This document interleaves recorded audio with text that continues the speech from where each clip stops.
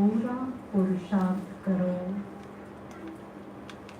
मीठे बच्चे, पहले अपने ऊपर रहम करो, फिर आपका फर्ज है अपने परिवार को स्वर्ग में चलने का सही रास्ता बताना।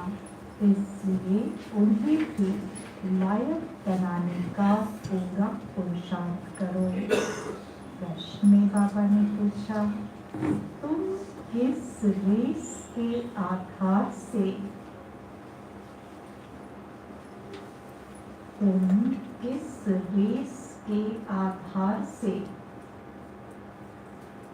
शिवालय के मालिक बन जाएंगे? शिवालय के मालिक बन जाएंगे।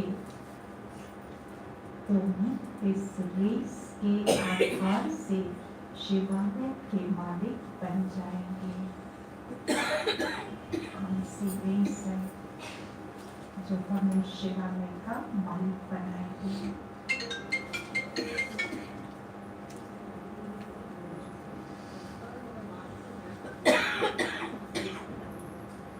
अच्छा,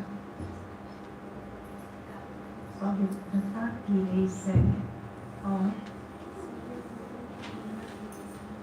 क्या रेस है? सर्व गुणों की धारणा की रेस है। और कौन सी रेस से शिवालय के मालिक बनेंगे? बाबा की त्याग से और उनके श्रीमत पर चलने से। तो क्या क्या रेस हो गई? पढ़ाई की रेस हो गई, याद की रेस हो गई, गुणों की धारणा की रेस हो गई, और सेवा हमारा चारों सब्जेक्ट में रेस लगानी है। कोई भी सब्जेक्ट को पीछे छोड़ना नहीं है। उत्तर है follow father mother, follow father mother। सिर्फ एक जन्म पवित्रता की प्रतिज्ञा करो। सिर्फ एक जन्म पवित्रता की प्रतिज्ञा करो। नर्क से दिल हटा दो, नर्क से दिल हटा दो। शिव बाबा तुम्हारे लिए शिवालय स्थापन कर रहे हैं। शिव बाबा तुम्हारे लिए शिवालय स्थापन कर रहे हैं, जहाँ तुम चैतन्य में राज्य करेंगे। तुम चैतन्य में राज्य करेंगे। धन धन थोड़ी करते पाप और स्वर्ग को याद करने से, धन धन थोड़ी करते पाप और स्वर्ग को याद करने से राजाई का तिलक मिल जाएगा। राजाई का तिलक मिल जाएगा। अर्थात शिवालय के मालिक बन जाएंगे। अर्थात शिवालय के मालिक बन जाएंगे। राजाई का तिलक बाबा ने समझाया कि शिवालय के मालिक बनना। गीत में है, तुम ही हो माता पिता, तुम ही हो, तुम ही हो माता पिता, तुम ही हो। ओम शांति। से सुनूंगी, कुछ न कुछ कहना पड़ता है। बाबा को कुछ न कुछ कहना पड़ता है। क्या कहना पड़ता है?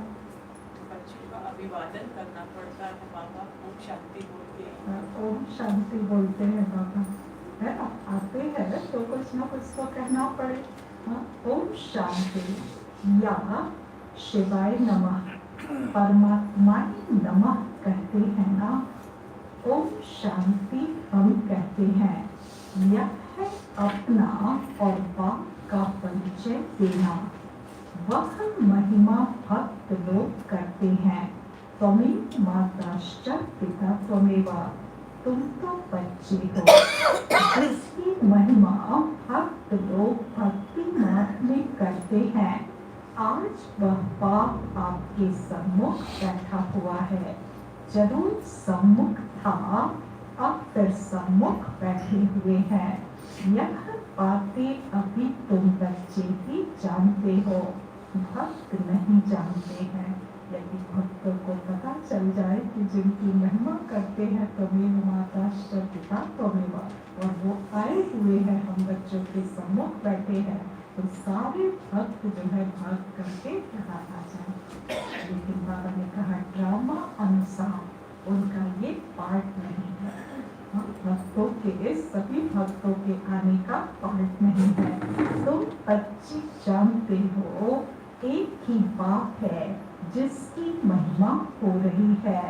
वह बाप तुम बच्चों को इतना सुख दे रहे हैं जो तुम फिर 21 जन्मों के लिए कभी दुखी नहीं होने वाले हो। ऐसे बाप के सम्मुख तुम बैठे हो। इतना नशा रहता है, इतना नशा रहता है कि पापा सम्मुख आकर के हमें पढ़ा रहे हैं। होता है नशा। तुम जानते हो यह हमारा बेहद का बाप है जो हमको स्वर्ग के सुख देने लिए सर्विस कर रहे हैं। बाप हमेशा बच्चों को रचकर उन्हों की सेवा कर लायक बनाते हैं। बाप जैसे कि बच्चों का गुलाम बन जाता है, लौकिक बाप के बच्चों की पालना करने में कितनी मेहनत करते हैं। रात दिन यह चिंतन रहता है कि बच्चों की सेवा कर बच्चों को लायक बनाए। वो है हक की रचना के गुलाम। यह है फिर बेहद का बाप। यह भी कहते हैं बच्चे पूरा फॉलो करो और पूरा वर्षा लेकर स्वर्ग के मालिक बनो। बच्चों पर हमेशा रहम करना होता है। हर के बाप जो है हर के बच्चों पर रहम करते, लेकिन शिव बाबा बेहद का बाप पूरे बेहद की सृष्टि वालों पे रहम करते, बेहद के बच्चों पे रहम करते हैं। बच्चों पर हमेशा रहम करना होता है। जो सेंसिबल बाप होगा वह कहेगा बच्चों को भी क्यों न साथ साथ यह सच्ची कमाई भी कराए। लौकिक बच्चों की स्थूल पालना तो आधा कल से करते हैं। बच्चों की पालना कर बड़ा बनाया, लायक बनाया, बच्चों के लिए बिल किया, बस शरीर छोड़ा जाकर दूसरा जन्म लेंगे। वह हुआ हद का बाप, यह है फिर बेहद का बाप। दोनों में क्या फर्क है? आप बताते वहाँ हद के बाप क्या करते हैं? बच्चों को जन्म देते हैं, पाल पोस करके बहुत बड़ा करके लायक बनाते हैं, फिर अपनी सारी प्रॉपर्टी बिल करके जा करके शरीर छोड़ करके दूसरा शरीर लेते। बेहद का बाप क्या करते हैं? का बाप क्या करते हैं? बच्चों को पढ़ाते हैं, लायक मुख वंशावली बनाते। सबसे पहले मुख वंशावली बच्चे बना करके हमें अडॉप्ट कर करके उसके बाद पालना करते हैं, पढ़ाते हैं। फादर का रोल भी अदा करते हैं, तो साथ साथ टीचर का भी रोल अदा करते हैं। टीचर का रोल अदा करके फिर जो है सतगुरु का रोल अदा करते हैं, और जो बच्चों को स्वर्ग की बादशाही दे करके फिर जाकर के वानप्रस्थ में बाबा बैठ जाते हैं। तो यह फिर है बेहद का बाप। वह हद का ब्रह्मा है।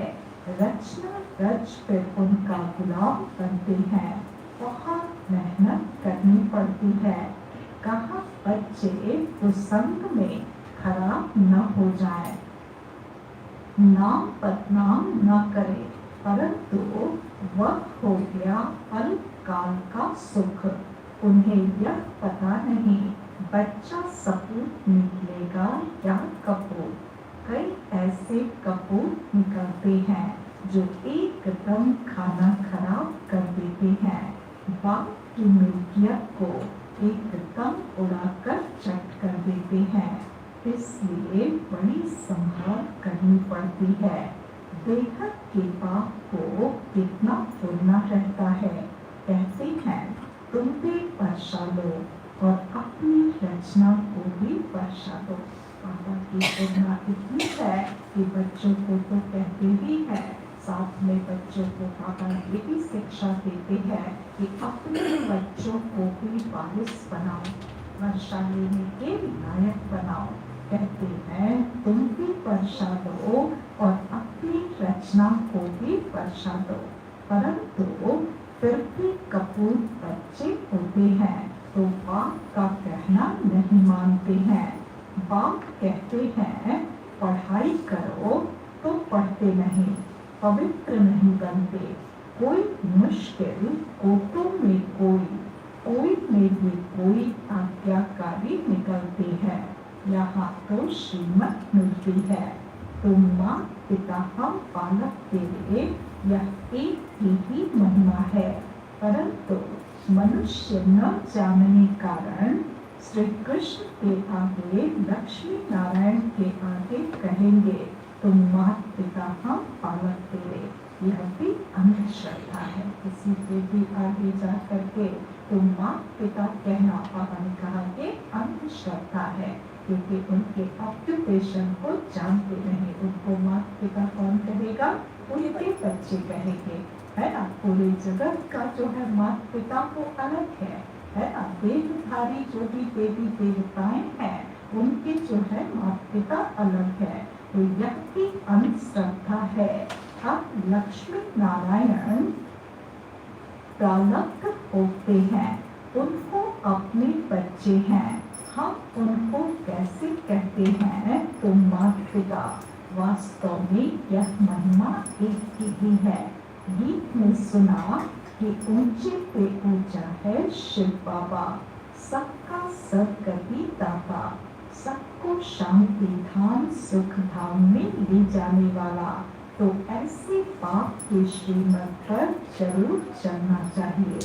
समझते ही हैं माँ पिता से ही 21 जन्मों के लिए सुख घनेरे मिलते हैं, परंतु ऐसी श्रीमत पर कोई मुश्किल चलता है, बहुत ऊंचा वर्षा मिलता है। बाप कहते हैं मैं तुम बच्चों के लिए हथेली पर बहिष्ठ लाया हूँ। जब श्रीमत पर चलो तब लायक बनो। कदम कदम पर मत लेनी है। जो कुछ भी काम करके पापा कहते धंधा थोड़ी करके भी जो है अपने इस बात से वर्षा जरूर लो, पापा को याद जरूर करो। तो जो कदम कदम पर चलना है तो पापा की श्रीमत जरूर लेनी है और श्रीमत पर ही चलना है, कुछ भी उल्टा नहीं करना है।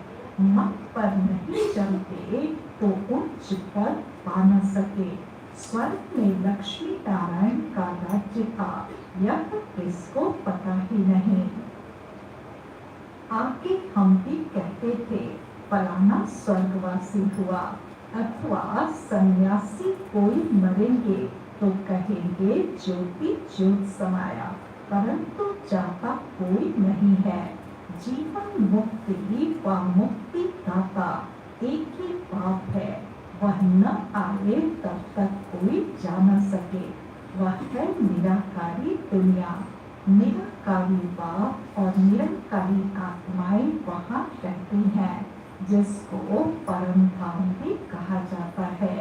साइंस घमंडी समझते हैं यहाँ ही जन्मते और मरते हैं, जैसे मच्छर। बाबा कहते साइंस वाले क्या समझते हैं? परम धाम जैसा कोई कॉन्सेप्ट उनके अंदर है नहीं कि कोई ऐसी भी दुनिया है, हाँ, जहाँ जाते हैं। वो क्या समझते हैं? यहाँ ही जन्म लेते मरते हैं, जैसे मच्छर। सृष्टि के चक्र का किसको भी पता ही नहीं। सर्वव्यापी के ज्ञान से कोई कुछ भी समझ न सके। अब तुमको पाप मिला है, कहते हैं बच्चे अब वापस चलो। मैं कब पहले मुआफिक सबको ले जाने आया हूँ। तुम्हारी आत्मा में बहुत खाद पड़ी है। सबकी आत्मा तथा शरीर आयरन एजेड हो गए हैं। उनको फिर से सतो प्रधान बनाना है। आयरन एजेड अर्थात तमो प्रधान, उसको फिर से गोल्डन एजेड अर्थात सतो प्रधान बनाना है। तो बच्चों की आत्मा सतो प्रधान थी तब गोल्डन एजेड वर्ल्ड थी। पवित्र आत्मा का पवित्र सोने जैसा शरीर था, उसको सच्चा जीवन कहा जाता था। अब तो क्या हो गया है, 1% भी सच्चा सोना नहीं रहा, खाक पड़ी हुई है। अब पाप कहते हैं सिर्फ मुझ पाप को याद करो तो सच्चा सोना बनते जाएंगे। आत्मा उड़ने लग जाएगी। अभी पंख टूटे हुए हैं, जैसा पुरुषार्थ करेंगे वैसा पद पाएंगे।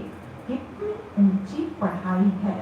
भगवान वाचक मैं तुमको राजयोग सिखलाता हूँ, जिससे तुम राजाओं का राजा बनेंगे। भिखारी पुजारी राजाओं के भी पूज्य बनेंगे। गायन भी है आपे ही पूज्य आपे ही पुजारी। तुम जानते हो हम सो पूज्य देवी देवता थे, फिर हम सो पूज्य चंद्रवंशी बने। पहले सूर्यवंशी डायनास्टी के थे, उसके बाद वही देवी देवताएं चंद्रवंशी क्षत्रिय घराना के हो जाते हैं। हम सो पूज्य और पुजारी बनते हैं। बाप आकर पुजारी से पूज्य बना रहे हैं। ज्ञान जिंदाबाद हो रहा है। बाबा ने कहा कि अब जो ये संगम युग पे परमात्मा का ज्ञान है, ईश्वरीय ज्ञान है, ये जिंदाबाद हो रहा है। ब्रह्मा कुमार कुमारियों की रात अब पूरी होती है। रात कब से आरंभ होती है यह शास्त्रवादी नहीं जानते। कब से रात की आरंभ होती है, कब से शुरू होती है? हाँ, जब ब्रह्मा के बेहद के दिन और बेहद की रात कहेंगे तो उसमें सत्युग त्रेता बेहद का दिन कहा जाता है, तो द्वापर कलयुग को रात कहा जाता। और जब 4 प्रहर के रूप में देखते हैं तो द्वापर को शाम का समय कहेंगे, है ना। लेकिन बेहद की रात में जो है शुरू होती है द्वापर काल से। तो ब्रह्मा का दिन सत्युग त्रेता द्वापर के आदि से रात शुरू होती है। यह सब बातें तुम बच्चों की बुद्धि में है। अब 84 जन्म पूरे कर हम फिर से राज्य भाग्य भोगेंगे। सत्युग में यह ज्ञान नहीं रहेगा, वहाँ है प्रारब्ध। वहाँ भी तुम अपने पाप से वर्षा लेते हो, परंतु सत्युग में या त्रेता में कहा कहते कि वर्षा तो मिलेगा पाप से ही ट्रांसफर हो करके, लेकिन वो किसका भाग्य बनाया हुआ होगा? इस समय इस संगम पे जितना भाग्य बनाएंगे उतना वहाँ प्रारब्ध भोगेंगे। अर्थात वहाँ जो भी पद पोजीशन मिलेगा वो ऐसे नहीं कि कुछ बड़े घर में जन्म हो जाएगा और सब कुछ मिल जाएगा, ऐसा नहीं। यहाँ जितना पुरुषार्थ किया होगा उस हिसाब से जन्म मिलेगा। और इसीलिए बाबा कहते मम्मा पापा के तख्त नशीन बनने का पुरुषार्थ करो, इतना पुरुषार्थ करो। तो वहाँ है प्रारब्ध, वहाँ पे तुम अपने पाप से वर्षा लेते हो, परंतु वह इस समय की प्रारब्ध है जो 21 जन्म चलती है। भारत पर ही सारा खेल है। सत्युग में जो देवी देवताओं का राज्य था वह अभी आसुरी बना है। प्रजा का प्रजा पर राज्य है। बाप कहते हैं बच्चे hear no evil, see no evil। बंदर का एक चित्र दिखाते हैं। इस समय मनुष्य बंदर मिसल बन पड़े हैं, इसलिए बंदर की शक्ल दिखाते हैं। बात इस समय की है। गांधी जी के 3 बंदर दिखाते हैं। वहाँ कहते ये कोई कलयुग का उदाहरण नहीं है, बल्कि ये उदाहरण यहाँ का है। यहाँ से जो है बातें शुरू हुई है कि hear no evil, see no evil, talk no evil, और आगे think no evil। हाँ, वहाँ तो सिर्फ करने के ऊपर, वाचा कर्मणा के ऊपर है, लेकिन बाबा कहते नहीं, सोचना सबसे इम्पोर्टेंट सोचना है, क्योंकि जो सोचेंगे वही तो करेंगे ना। इसको कहा जाता है रौरव नर। बात इस समय की है और ये रौरव नर है। बिच्छू टिंडन मिसल एक दो को काटते रहते हैं। बच्चे बाप का भी खून कर देते हैं। माया ने सबको डरती बना दिया है। भारत हेवन था, अब हेल है। 84 जन्म भी भारत वासियों के हैं। बाप कहते हैं मैं कितनी समझानी देता हूँ। कहते हैं I am most obedient father. पापा आकर के बच्चों को इतनी छोटी छोटी बातें, छोटी बात से लेकर के बड़ी बड़ी सारी बातों की समझानी देते हैं। हाँ, तो जब समझानी माँ बाप देते तो क्या करेंगे? बाबा ने कहा ना, हद में जो है वो भी गुलाम, बच्चों के गुलाम हो जाते। बाबा भी क्या कहते, मैं बच्चों का ओबीडियंट फादर, ओबीडियंट सर्वेंट हूँ। I am most obedient father, father servant, teacher servant, Guru servant. अब मैं आया हूँ। पंडित लोग के यात्री के सर्वेंट होते हैं, रास्ता बताने वाले।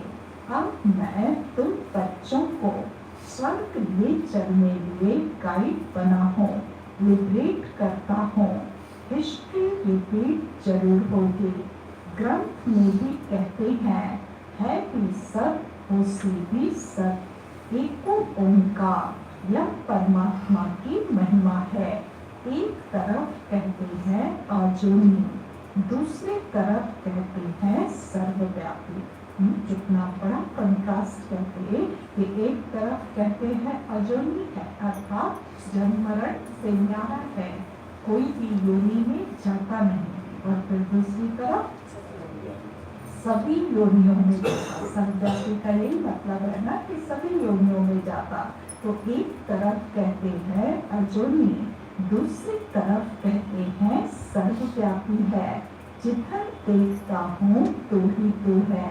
यहाँ हम आए हैं मौज करने, ऐसे बहुत ही कहते हैं। अब बाप कहते हैं बच्चे यह सब बातें तुम्हें डुबोने वाली है। ना अपनी पहचान होना और न परम पिता परमात्मा की पहचान होना, ये बातें क्या करेंगे? मनुष्य को भ्रष्ट कराएंगी ना, डुबो देगी ना। तो यह सब बातें तुम्हें डुबोने वाली है। सर्वव्यापी का ज्ञान डुबो देता है। बाप कितना समझाते हैं, कोई तो झट निश्चय करते हैं कि बाप से वर्षा लेना है। इन जैसा स्वीट फादर मिल नहीं सकता। स्वर्ग की स्थापना करने वाला बाप है। जब बाप मिले तभी हम स्वर्ग के मालिक बने। ऐसे बाप को क्या करना चाहिए? ऐसे बाप को क्या करना चाहिए? जो बाबा आते हैं तो सीधा स्वर्ग का मालिक बना देते। ऐसे बाप को क्या करना चाहिए? बहुत याद करना चाहिए, प्यार से याद करना चाहिए। हाँ, झट अपना नहीं बना लेना चाहिए और उनका बन जाना चाहिए, है ना? तो ऐसे पाप को झट अपना बनाना चाहिए। मुझे तो बच्चे चाहिए जो कल पहले बने थे, वो ही आकर सपूत या कपूत बनेंगे। कल पहले मुआफिक, स्त्री की बच्चों की जवाबदारी क्रिएटर बाप के ऊपर है। उनका फर्ज है बच्चों को भी स्वर्ग का मालिक बनाए। पहले तो अपने पर रहम करो। ऐसे नहीं कि बाबा कृपा करेंगे तो सब लक्ष्मी नारायण बन जाएंगे। नहीं, यह बड़ा इम्तिहान है। बाबा की कृपा से नहीं बनेंगे। बाबा कहते मेरी पढ़ाई, मेरा ये ज्ञान, यही जो है तुम्हारे ऊपर कृपा है। इसको जितना अपने जीवन में धारण करो तो यह बहुत बड़ा इम्तिहान है। 8 को ही स्कॉलरशिप मिलती है। सच में बड़ा है ना, कहाँ 33 करोड़ और कहाँ 8 को स्कॉलरशिप उसमें से मिलना, तो बहुत बड़ा इम्तिहान हो गया ना। 8 को ही स्कॉलरशिप मिलती है। फिर 108 है, लॉटरी होती है ना। बाप कहते हैं देह सहित देह के संबंध जो कुछ है भूल जाओ, अपने को और शरीर समझो और आत्मा निश्चय करो। ऐसे नहीं कि तुम परमात्मा हो। सर्वव्यापी के ज्ञान में क्या समझ लेते, हम सब परमात्मा, सबके अंदर परमात्मा है। बाबा ने कहा ये नहीं समझना है। वह फिर आत्मा सो परमात्मा कह देते हैं, समझते हैं। आत्मा जाकर परमात्मा में लीन होगी। जब तक लीन न हो तब तक उनको परमात्मा नहीं कहेंगे, परंतु परमात्मा में लीन होते नहीं। यह ड्रामा अनादि बना हुआ है। हर एक एक्टर को अपना अपना पार्ट मिला हुआ है जो बजाना है। हर एक आत्मा में इमॉर्टल पार्ट भरा हुआ है। यह बातें बाप के सिवाय कोई समझा न सके। बाप आकर तुम बच्चों को आदि मध्य अंत का ज्ञान दे त्रिकालदर्शी बनाते हैं। चित्रों में देवताओं को तीसरा नेत्र दिखाते हैं। वास्तव में तीसरा नेत्र न है देवताओं को न ही शूद्रों को। तीसरा नेत्र जो है किसी के पास नहीं, सिर्फ और सिर्फ संगम पर बाबा आकर के ब्राह्मणों को देते हैं। उन ब्राह्मणों को भी ज्ञान का तीसरा नेत्र है जिससे तुम सबके ऑक्यूपेशन को जानते हो। सच खंड और झूठ खंड की हालत को भी तुम जानते हो। तुम्हारे लिए भी नंबरवार पुरुषार्थ अनुसार है। यह है पाठशाला, इसमें अंधश्रद्धा की कोई बात नहीं। अपना धंधा थोड़ी सब करते रहो, सिर्फ अपने पाप को और स्वर्ग को याद करो तो तुम्हारी ऊपर राजाई का तिलक आ जाएगा। आत्मा ही याद करती है, संस्कार आत्मा में है। आत्मा से ही बात करती है, मैं तुम्हारा बाप हूँ। कल पहले भी तुमने वर्षा लिया था, सूर्यवंशी राज्य किया था, फिर चंद्रवंशी में गए। कलाएं कमती होती जाती हैं, फिर वैश्य शूद्र बने। अब स्मृति आई है कि नाटक पूरा हुआ है। माँ में कम याद करो तो विकर विनाश होंगे। श्रीमत पर न चले, देह अभिमान आया तो लगी चोट। जैसे ही देह अभिमान में आते श्रीमत पर बच्चे नहीं चलते तो बाबा कहते चोट लगती है, माया से वार है ना, तो लगी चोट। फिर बृहस्पति की दशा बदलकर जब श्रीमत पर चलते तो कौन सी दशा होती है, बृहस्पति की दशा। और मनमत परमत पे चलते हैं, चोट लगती तो कौन सी दशा हो जाती है, शनि की दशा हो जाती है। बाबा कहते राहु केतु की दशा हो जाती है। अच्छा, फिर बृहस्पति की दशा बदलकर राहु का ग्रहण बैठ जाता है। पार्वती ही तो रौरो नर्कवासी बन जाते हैं। यदि संगम की नाव से उतर गए, बाबा को डाइवोर्स दिया पार्वती देवी, तो फिर क्या होगा, रौरो नर्कवासी ही तो बनेंगे ना। आप कहते हैं उच्च पद पाना है तो रेस करो।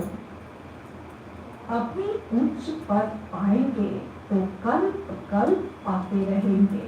सिर्फ एक जन्म के लिए पवित्रता की प्रतिज्ञा करो तो 21 जन्म स्वर्ग के मालिक बनेंगे। अब नर्क से दिल हटा दो। शिव बाबा तुम्हारे लिए शिवालय स्थापन कर रहे हैं। यहाँ शिवालय से तात्पर्य क्या है? स्वर्ग। बाबा जो है स्वर्ग स्थापन कर रहे हैं जहाँ तुम चैतन्य देवताएं राज्य करेंगे। तो क्या शिवालय का मालिक नहीं बनेंगे? बनेंगे नहीं बनेंगे? बनने चाहते हो ना तो फॉलो मदर फादर। कैसे शिवालय के मालिक बनेंगे? फॉलो मदर फादर को करना। जो कुछ है सब तुम बच्चों के लिए है। राजा भी तुम बनेंगे। तुम ही थे, अब रंग बने हो और धर्म वालों की बात नहीं। देवी देवता धर्म वाले ही और धर्मों में कन्वर्ट हो गए हैं।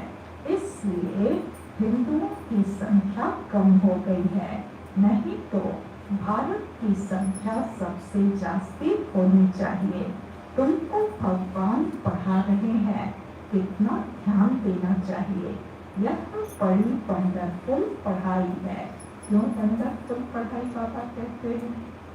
ये बहुत वंडरफुल पाठशाला है, पढ़ाई बहुत वंडरफुल है। क्यों?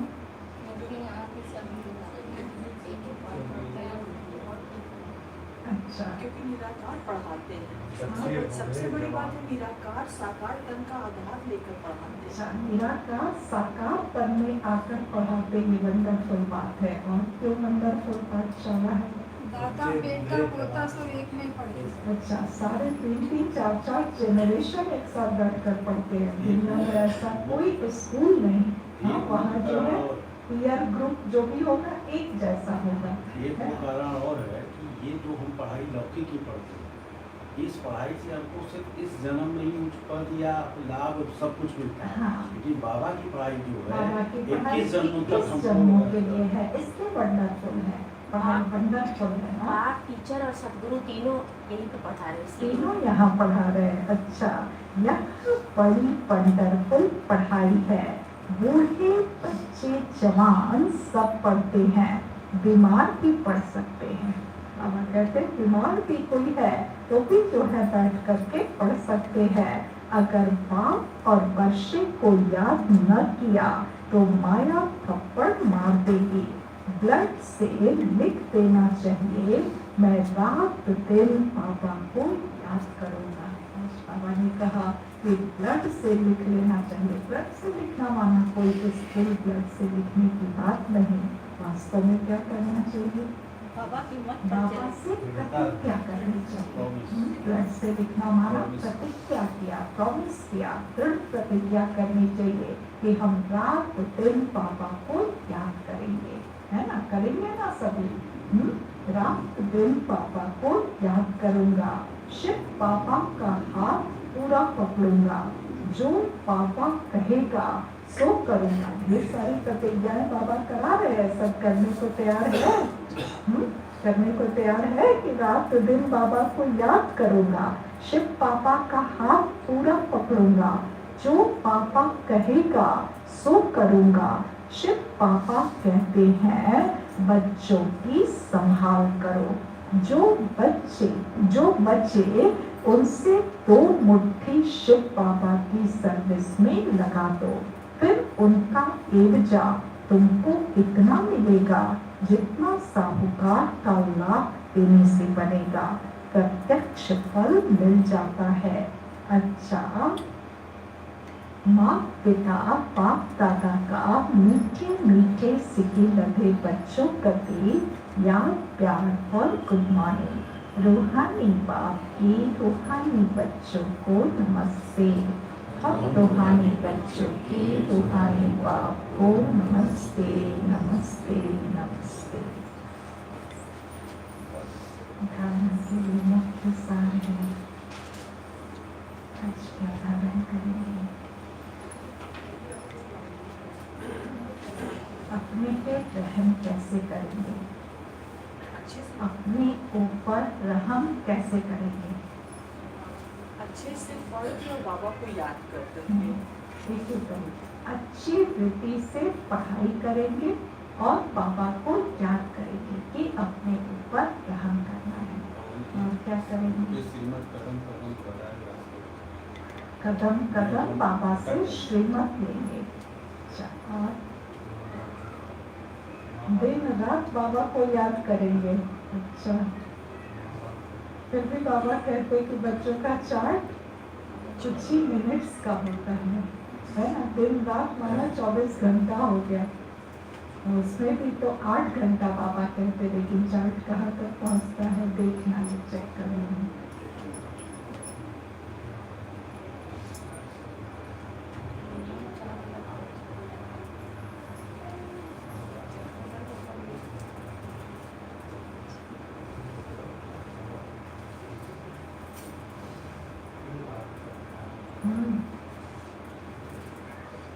क्या तीसरी बात क्या कहा बाबा ने? ब्लड से लिख करके देना है कि हम दिन रात बाबा को याद करेंगे। दूसरी बात क्या कही बाबा शिव ने? बाबा का हाथ पूरा पकड़ेंगे। ना, प्रतिज्ञा ही तो है जो लिख के देने के लिए कहा। 3 बातें कहा बाबा ने। शिव बाबा का हाथ पकड़ेंगे और संगम पर बाबा का हाथ जोर से पकड़ेंगे, है ना? कभी छोड़ेंगे नहीं। और दूसरा, जो आप जो कहेंगे सो करेंगे। ये 3 बातें प्रतिज्ञा करके लिख करके देनी है। बाबा कहते ब्लड से लिख के देना। तो ये पहले के जमाने में देखा होगा, फाउंटेन पेन आता था। हाँ, ब्लड निकाल करके सिरिंज में फाउंटेन पेन में भर करके और इससे लिख करके अभी भी आती है। कैसे ब्लड से लिख के अभी भी देंगे? मिलता है।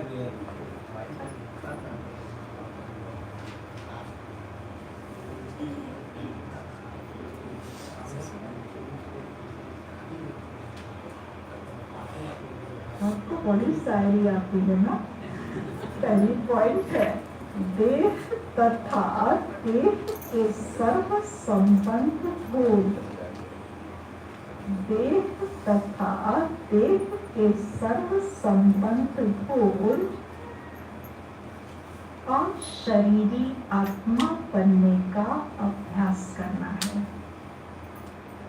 और शरीरी आत्मा बनने का अभ्यास करना है। करते हैं? कितने लोग करते हैं ये? और शरीरी आत्मा, ऊंचा हाथ उठाना है। और अशरीरी आत्मा समझ पाते हैं, बिल्कुल फील होता है। कितने लोग? कोशिश करते हैं, जरूर करना है। ये मुख्य अभ्यास है, इसी में मजा है। यदि अशरीरी आत्मा अनुभव नहीं किया, बाबा कहते 1 सेकंड का भी, 1 सेकंड के लिए यदि अशरीरी बन गए तो उसमें बहुत मजा है, बहुत मजा है ना? बाप से श्रीमत लेकर, बाप से श्रीमत लेकर कदम कदम उस पर चलना है। कदम कदम उस पर चलना है। दूसरी पॉइंट है, पढ़ाई पर पूरा पूरा ध्यान देना है। पढ़ाई पर पूरा पूरा ध्यान देना है। दृढ़ संकल्प करना है। दृढ़ संकल्प करना है कि डबल इन्वर्टेड कॉमा के अंदर है, रात दिन एक बाबा की ही याद में रहूंगा। कि रात दिन एक बाबा की ही याद में रहूंगा। और बाबा जो कहेंगे, और बाबा जो कहेंगे वह अवश्य करूंगा, वह अवश्य करूंगा। डबल इन्वर्टेड कॉमा बंद करना है। Hear no evil, see no evil. hear no evil, see no evil। वरदान दिया बाबा ने, एक क्षमा के पीछे, एक क्षमा के पीछे परवाने पर पिता होने वाले कोटों में कोई श्रेष्ठ आत्मा भवा। पिता होने वाले कोटों में कोई श्रेष्ठ आत्मा भवा। एक क्षमा के पीछे परवाने पर पिता होने वाले कोटों में कोई श्रेष्ठ आत्मा भवा। स्पष्टीकरण है, सारे विश्व के अंदर, सारे विश्व के अंदर हम कोटों में कोई, हम कोटों में कोई, कोई में भी कोई, कोई में भी कोई श्रेष्ठ आत्माएं हैं, श्रेष्ठ आत्माएं हैं, जिन्होंने स्वयं अनुभव करके, स्वयं अनुभव करके यह महसूस किया है, स्वयं अनुभव करके यह महसूस किया है कि हम कल्प पहले वाली, कि हम कल्प पहले वाली वही श्रेष्ठ आत्माएं हैं, वही श्रेष्ठ आत्माएं हैं जिन्होंने स्वयं को पाप क्षमा के पीछे फिदा किया है, जिन्होंने स्वयं को पाप क्षमा के पीछे फिदा किया है। वे चक्र लगाने वाले नहीं, वे चक्र लगाने वाले नहीं, परवाने पर फिदा होने वाले हैं, परवाने पर फिदा होने वाले हैं। फिदा होना अर्थात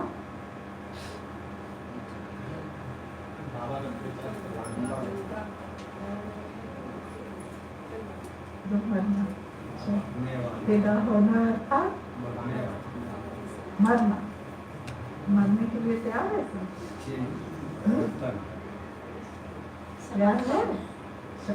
फिदा होना अर्थात मर जाना। तो ऐसे जल मरने वाले परवाने होना, तो ऐसे जल मरने वाले परवाने होना, जलना ही पाप का बनना है, जलना ही पाप का बनना है। जलना अर्थात, जलना अर्थात संपूर्ण परिवर्तन होना, जलना अर्थात संपूर्ण परिवर्तन होना। स्लोगन है बाबा का, बाबा के मिलन के, बाबा के मिलन के और सर्व प्राप्तियों की मौज में रहना ही, और सर्व प्राप्तियों की मौज में रहना ही संगम युग की विशेषता है, संगम युग की विशेषता है। बाबा के मिलन की और सब प्राप्तियों की मौज में रहना ही संगम युग की विशेषता है। मुरली के साधन का मीठे बच्चे, पहले अपने ऊपर रहम करो, फिर आपका फर्ज है अपने परिवार को स्वर्ग में चलने का सही रास्ता बताना। इसलिए उन्हें भी लायक बनाने का पूरा पुरुषार्थ करो। प्रश्न में बाबा ने पूछा, तुम किस रेस के आधार से शिवालय के मालिक बन जाएंगे। उत्तर, फॉलो फादर मदर। सिर्फ एक जन पवित्रता की प्रतिज्ञा करो, नर से दिल हटा दो। शिव बाबा तुम्हारे लिए शिवालय स्थापन कर रहे हैं, जहाँ तुम चैतन्य में राज्य करेंगे। धन का ग्लोरी करते बाप और स्वर्ग को याद करने से राजाई का तिलक मिल जाएगा, अर्थात शिवालय के मालिक बन जाएंगे। में था तुम्ही हो, माता पिता तुम्ही हो। शांति।